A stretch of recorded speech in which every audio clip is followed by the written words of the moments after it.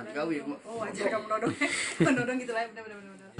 Jo kondisi di beban sikilnya akibat ditembak polisi. Adi warga Lorong Manggar, Kelurahan 14 Ilir, diamankan di Polsek Ilir Timur 2 karena sudah memajai sopir truk sama angkot di Jalan Perintis Kemerdekaan.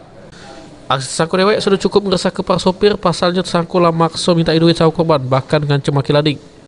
Jo pengakuannya di Polsek Ilir Timur 2, tersangka mengaku kalau dia sudah belasan kali galak majai sopir truk sama angkot.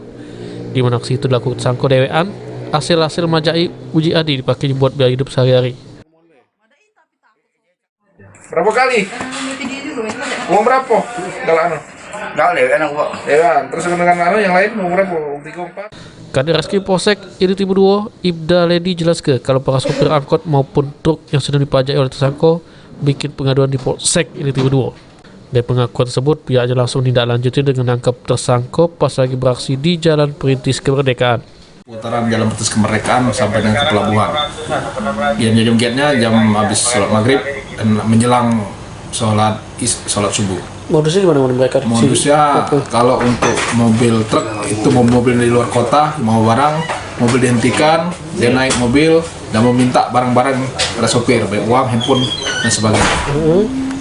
Menghadang lah dari Menghadang. Pelaku ditangkap di mana? Pelaku tertangkap pada saat selesai beraksi. Kita anggota sedang hunting, tangkap tangan, dan beberapa memang ada beberapa laporan polisi lainnya sehingga kita. Dari perbuatannya, polisi mengamankan sejumlah barang bukti, diantaranya lading, sama duit hasil kejahatan.